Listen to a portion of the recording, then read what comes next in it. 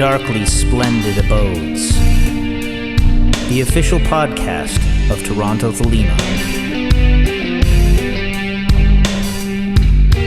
Exploring, if you will, practical philosophy, from science and the workings of the mind to spirituality, esotericism, and magic.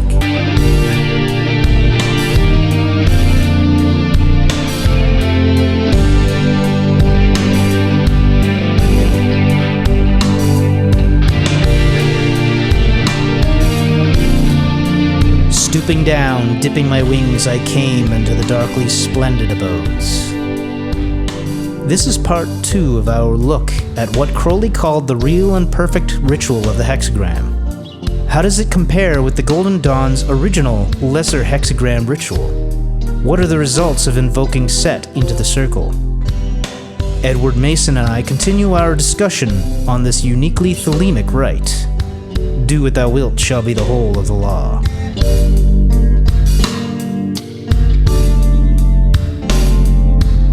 Part of my enthusiasm for this ritual is the fact that right away when I got into the lesser ritual of the pentagram, I started getting a buzz off that, a result, a real jolt from the thing. And even, nearly 30 years later, I still feel when I do one that something has happened. I've kind of aligned the bits of myself the way they should be, and I did something worthwhile. I'm not the only person who's done the regular, the lesser ritual of the hexagram, either invoking or banishing, and felt I didn't get that. What actually happened there? I mean, I'm sure, results vary, and some people think, oh, it's so profound. I just never have quite felt that the regular hexagram ritual does a great deal. And I was performing it for years as a kind of magical good manners thing. So when I did the Star Sapphire finally and got a hit from it, it was like, okay. Crowley says this is the real or true version of the hexagram ritual. Mm-hmm. The real and perfect ritual, yeah. Real and perfect ritual. Yeah, I'm kind of down with that one, definitely. I'm experienced with this. It's worked for me. I need to be psyched for it. If I'm tired or, I promised I'd do one for myself tonight, but I'm, kind of pissed off because there's a party down the street going on and the neighbor's dogs are being a pain. It doesn't always work. But just occasionally I find I do this and it's become one of my 3 or 4 favorite rituals to perform over the years. So it gives something that I don't feel I get from a regular hexagram ritual. It's interesting that you think of it in terms of Hode, because Hode being 8, and there's quite a bit of, of course, 6 is the important number overtly because of the fact that it's 6 times 6 is 36, just writing the number of the chapter and all that sort of thing. But then we have so many 7-related concepts in here with Ararita, and the fact that we're saying Ararita 7 times throughout the text. And some other little things where it's like 4s, and it seems like, just the LVX and NOX, we have 3 letters there, but it's actually 4 signs to go with them. And a lot of these 7 correspondences going on. I think this is where it becomes a very complete thing. When you do the pentagram ritual, there's a lot built in there. You just do the pentagrams around you, then you switch. You come down, you gear down the voltage, I can't think of the correct term, to the archangels, which is where you kind of click with the thing. It's like, oh, here's the thing. It's sort of come down to a more accessible level. And then you do the final Kabbalistic cross and you center there. As I say, I felt there was something missing from the regular hexagram ritual. Maybe it was more an Aeon of Osiris ritual, I don't know. Mm-hmm. Here you've got all the stuff. And don't forget, again, in Binah, that's where we put the heptagram. Yeah, it should be logically, it's 7-pointed, it should go in Netzach, but it's the emblem of Babylon. So all of that 70 stuff is pointing us again towards Binah. And there really is this different quality to the NOx stuff that, I'll be honest, it took me years to click with it. Even when I was doing it, at first it just didn't, I was looking for a kind of extension of the LVX stuff, or working with a fixed definition, my own personal definition of what this is about, what it represents. And it took me a long time to abandon that didactic way of looking at it and say there is something else that is happening here that you cannot define and describe and analyze well. You can only deal with it in the way that Crowley says. If you have to make the NOx signs, if you know them, and I don't think it means you looked it up in the book. I mean, if you actually know what they mean, if you will and dare and do them and can keep silent about them, the completeness of those signs. It's only when you've got a sense of that, or how to enter into that completeness, that they begin to put you somewhere else. LVX, it's an extension of the Ruach. It's the realized, analytical, rational, the first order completed signs. You got there, you made it to first base. NOx puts you somewhere else, and you have to deal with it with reverence. And you can only make that reverence meaningful if, as I was saying before, with the whole thing of the rude, throw yourself in and, to hell with anything. Just toss yourself into the flames. Mm-hmm. There's also, speaking of the rude, there's that aspect of, as you've alluded to generally throughout the ritual, there's a sexual component or a sexual implicit sort of concept going on. And I think the common association with the rude and the rose is to see it as the phallus and the yoni and that sort of thing. Exactly, yes. And of course, whether it's a man or a woman or somebody intersex, you're still the phallus as the adept, but at the end, you often become the rose, receiving the effects of the ritual you've done. Yeah, it seems to be the union of the two things is where the real magic is happening. Well, you are armed with the magic rood and provided with the mystic rose. Mm-hmm. That says something about the relationship of energies of male and female.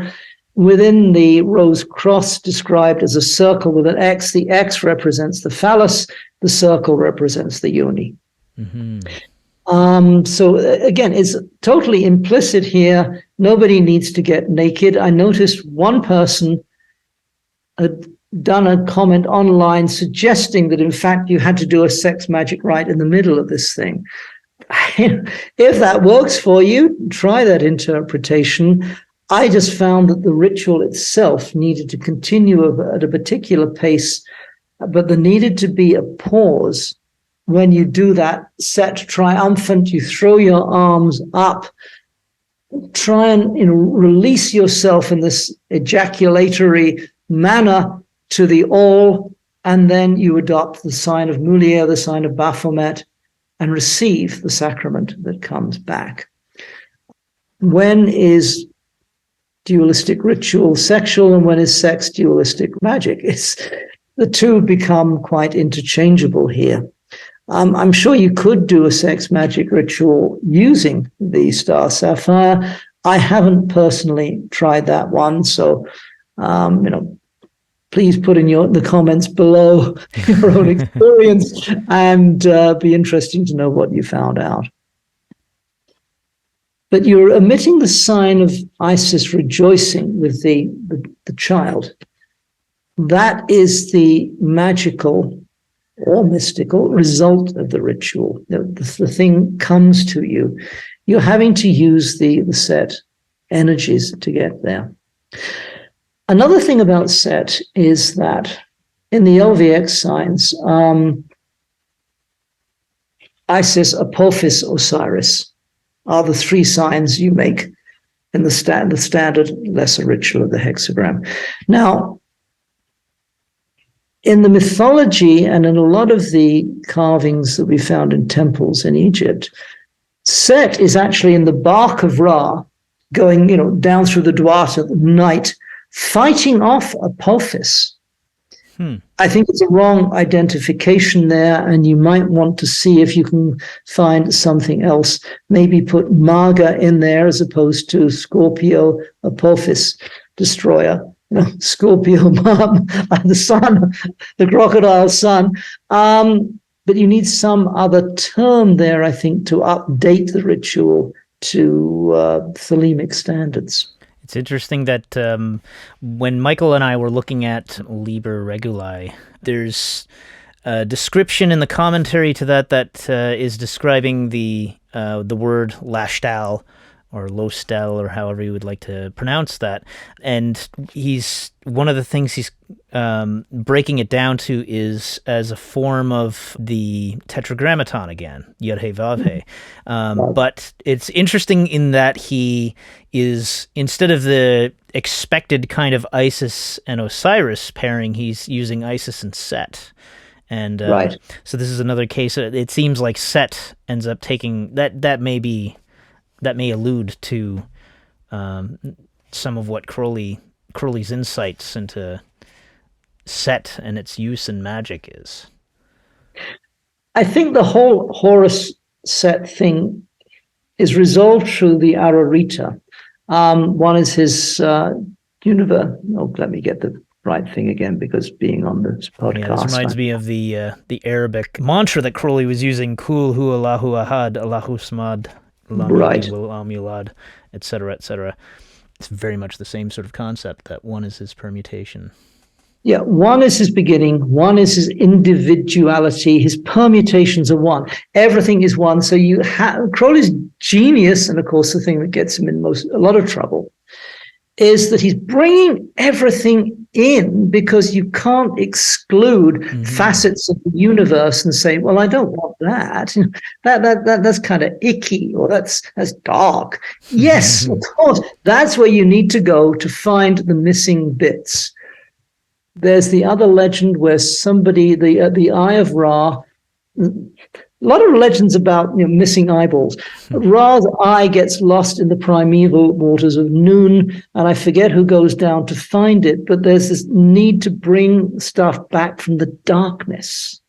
You've got to go into the dark. You've got to use the dark. Otherwise, you paradoxically end up as the slave of darkness. This is the repressed side of things that you're not allowing in, you're not including it, you're not coming to terms with what it signifies. And not only are you depriving yourself of vital energy, but you're setting up a no-go zone, which is the bad stuff. That is the duality of the Aeon of Osiris. There's Christ, but oh my God, there's the nasty stuff over there that we must fight against, which was essential in that aeon, because it was about developing individual identity. In the aeon of Isis, everyone's part of the collective. In the aeon of Osiris, there's a coming out from that, and there's far more information we have about individuals. Now we're getting in the aeon of Horus to the point where that individuality has to be developed to the fullest, but then emanated, ejaculated, projected into the all, so that you actually have the true birth of Horus, the child of the Aeon. That seems like a really key, important point, Thelemically speaking, because there's so many people who are preoccupied with like the question of whether Thelema, or if Aleister Crowley was a Satanist, if he, if Satan plays a role in Thelema, and what role, if so, and this sort of thing. And what you've just said is a good, concise way of putting it. It's inclusive of all things, because if you're cutting anything out, you're fooling yourself to think that you can cut anything out of the universe. Yeah, exactly. You cannot you cannot get to ultimate realization when you've got stuff that is not allowed to be included. You have to look behind the curtain and see the magician Oz there, which is what conventional thinking is. If you start dealing with that side of things, you've contaminated yourself with evil. And I agree, you need to do a lot of preparatory work. That's what magical training is about, and learning to recognize weird stuff that comes up. But eventually you are liberating the energies that have been put into that ghetto. Mm-hmm. I often feel our American friends to the south are suffering intensely from the fact that there has been so much othering of people who do not agree with you, well, whatever side they're on. Othering of your own neighbors. Yeah, and it's empowering the dark side, and they're tearing themselves apart. I find it personally very distressing. And I'm glad when I meet somebody who gets this and is trying to find their own way to include the so-called shadow side of things. Because the shadow is not just a bit darker than the light. The shadow leads you right into complete darkness. Mm-hmm. That's the point where, when you get to complete darkness, that's where the breakthrough happens, and you need to be very prepared for that encounter, for that realization, for that breakthrough.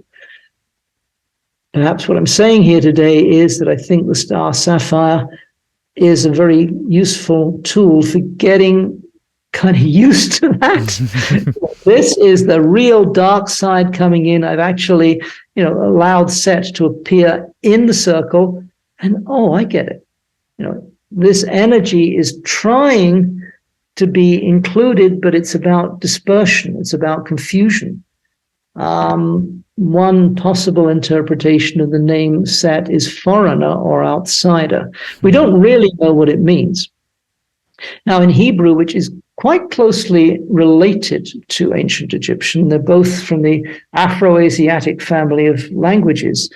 Seth, who is the third child of Adam and Eve, that means connector or consolation. Because remember, in the myth, in Genesis, Cain murders his brother Abel, and they've lost one of their two kids. And supposedly at this point, there's hardly anybody around on the planet, although suddenly a whole population appears out of nowhere. Seth is the consolation. He is the thing that kind of healed the murder. That causes you to grow up with some stigmas attached to your your place in society when you're thought of as the consolation. I would imagine so, but I have to look at Genesis as a myth, not a history text. Mm-hmm. And there it's not so not so painful. But yeah, if that was your actual function in life, I'm there to heal my parents' problems so they don't divorce too early before humanity's really got going. Maybe that would be a consolation. You're actually doing what's necessary to further the human saga. Now, you said Seth, and I was fully expecting you to relate Set to Satan because of the fact that you mentioning Set as meaning something like foreigner, Satan meaning adversary. Kind of has, yes, similar connotations in some respects. I've got to admit, Satan bores me. I've not done much in relation to Satan. Set has he's got much more literature. There's all these carvings. There were statues of Set around about in Egypt. Satan sort of crops up. He's a literary figure in the Bible. And at best, he only commands a third of the angels. So he's always outnumbered 2-1. I've always thought that we were sold a bill of goods with the, oh my God, Satan, the terrible, nasty bad guy. I think when Crowley speaks of Satan, he is talking about something rather similar to the idea of Set. Well, that relates to this as well, because, this is with any kind of sex magic connotations that are going on in this ritual, there's a tendency to get a little bit excited where you churn it into completely just a sex orgy thing, or you try to negate the sex content.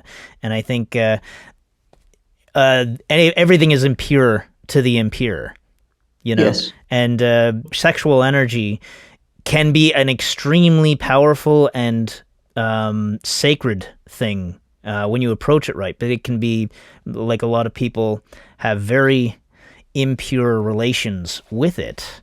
That's exactly the kind of thing that we're talking about by, like, you know, you try to cut out parts of the universe, then that's all you can see everywhere, you know? Yes. Inevitably comes up, is just projected onto somebody or something else. Sure. When you can look at all the weirder, kinky stuff in yourself as a Thelemite and think, okay, that's just stuff. I have a certain amount of self-knowledge. I'm learning a form of psychological self-discipline through magic. I will now choose what I'm going to do.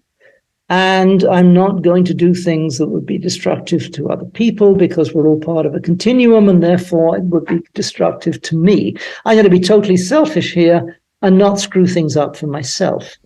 When you don't have that sense of continuum, when you don't have any concept of ararita, or you think that it's a terrible, terrible heresy that shouldn't exist and needs to be stamped down, you are cutting yourself off from wholeness, from maturity, and from coming to terms with your own messiness and imperfections. Mm-hmm. You're going to always have stuff. You know, I'm 73. There are things I've never resolved in myself, anxieties that come back again and again, all of that sort of stuff. But I know that it's just things I carry around. Just as you get older, you get physical disabilities. I need glasses. I have a certain amount of stiffness in my joints and so on and so on. Psychologically, you have equivalents to that. Magic is about limiting the number of ailments you're carrying around with yourself by having faced and accepted the odd sides of yourself. And here I found that invoking Set was not scary, which I thought it might be, but it was actually very healing. There was a sense of, I've got over anxiety. I've got over a sense of alienation from the world. I really feel very connected right now. I think that was the real kick I've gotten the best times with this ritual. You know, I'm connected. I'm not special. I'm not above everything. I'm not hyper-realized. It's just I feel in touch with life more, because the bits that don't usually belong in my conventional life, or that I can conventionally talk about, are there, and it's okay. There's a terminology for it. There's a way of identifying and observing the petty things in myself. Not dreadful evils. I don't think most of us have a lot of dreadful evils, but we have lots of irritating little mental mannerisms that we have to come to terms with. And Set is one way of addressing them, because he isn't Satan. He is some being who was worshipped. There were pharaohs who were named after him, Seti the First, Seti the Second, bunch of other guys whose names I can't recall right now. We know that the Egyptians were able to come to terms with sexuality far better than North American society has been able to do in recent years, I think. Mm-hmm. I mean, North America was largely populated by Puritans, so no wonder. It's only been a couple of 100 years since they've been broken off as separate countries from England altogether. And I think there's a desperate feeling in a lot of people who, I think one ripple effect of Thelema is making people aware of shadow material, dark side material. I can understand that is triggering some rather negative sexual attitudes and practices, because you can't keep the lid on it anymore. Society doesn't support the old style repression that meant a lot of things didn't happen. I don't have an American example, but one thing I was reading a couple of years ago, there was a community of British composers and artists, the composer Michael Tippett, the composer Benjamin Britten, who were gay men. They were approaching the sexuality very timidly. There was a lot of celibacy around, a kind of affection that didn't always get expressed physically, whereas in our time, it's like, go for it. I imagine the equivalent to that is happening still in American society and Canadian society, where actually being okay with the idea of being overwhelmed by lust and passion is okay. It's still, we're on this weird disintegrating cultural paradigm at the moment anyway, so everything is kind of odd in that zone. Mm-hmm. And it's not universal, obviously. Overall, I think we have developed more understanding and empathy for different forms of sexual expression. But if you're in the community that's desperately trying to keep things out, that is desperately othering non-mainstream missionary position heterosexual sex, then you're going to be tormented and you're going to find it hard to come to terms with your sexual side. I don't think I'm saying anything here that hasn't been said 10,000 times by other people. It just happens to, come out of this ritual that it leaves you at a point where you can begin to heal some of your own anxiety, your own misorientation, and your own repressions. Set doesn't do well with repression. He just comes straight out and does it. Yeah, it seemed like looking into Reguli, it was a similar kind of idea of almost counteracting a lot of your presumptions about things and that sort of thing. So taking in all things rather than pushing things out and that sort of thing. I think, even when we're talking about where there's situations like this kind of fear of, if people are allowed to explore their desires and that sort of thing, then there's going to be all kinds of degenerates and criminals and all that sort of thing. It's like, well, there's degenerates and criminals already. That's not. Yes. That doesn't really have anything to do with it. And they're going to be there. They just learn to work the system. They're parasites in that sense, where it's like they're specifically certain people who thrive in whatever the conditions are. They're called sociopaths a lot of the time, but it's like, and you can't say that that's because of taking a certain stance on life. They exist regardless of the going social mores, so it has nothing to do with it, clearly. Yeah, and we are still very much in this transitional phase between the aeons. All of the stuff from the Aeon of Osiris is falling apart quite rapidly because it's not just Christian worship. That underpins, certainly in the West, and I think internationally, so many of our institutions, our ways of relating, even the ways we set up our commerce derives from biblical models. When that archetype is drained of any energy, all you're left with is a husk, a shell, a kalipa in Kabbalistic terms. And it's not an easy time because of that. A lot of people are very afraid. I talk with people at times. I've had discussions about Thelema where I live with people my own generation who are quite open to non-Christian belief systems, but they're still afraid to step away from the values that they've always had that come from the Christian tradition. I accept it's not easy because I too was raised in that. My family weren't church going, but when I was at school, in grade school in England, we had scripture lessons all the time. There were Bible classes once a week. I found them interesting and went through my own wrestling with Christian belief in my late teens, early 20s.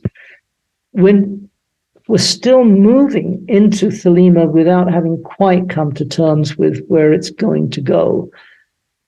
And it is this quantum leap. It's not about a new moral code. It is about the idea of ecstasy going beyond rational analysis of our lives and our world. That's, how do you describe it? Like I said, whenever I've done this ritual, I don't feel I can actually verbalize things very well, other than lame remarks such as, I feel connected to the world much more. Ecstasy seems to be one of these alienating things that makes you a freak. And certainly in some forms of ecstasy, you feel like a freak after it. You have to watch what you say to people. It's recommended that to anyone who's actually had knowledge and conversation, don't talk about this to anyone for a couple of weeks. Okay, just stick to small talk at work. Hi, how are you in the coffee shop? Nothing more than that, until you've begun to accept where we're going. That is the qualitative shift that has to happen with Thelema. It will happen. It is happening, but it's a rather slow process. Mm-hmm. Well, as you can see, this is a ritual I've always appreciated as long as I've been doing it, and I was happy to talk about this one. I hope it stimulates people to explore it. And, again, this is my take on it. It's not, I just gave you the truth. It's like, this is a way of approaching it. Don't get too caught up in definitions of words. Rather get caught up in the experience of doing it and seeing what comes to you when you let go of things and just go with the flow of the ritual. Well, thank you very much. And we'll talk again soon, 93. 93. Thank you for joining us. Look for Toronto Thelema on Instagram, Facebook, and YouTube. Watch for events in the city. And join us again in the darkly splendid abodes.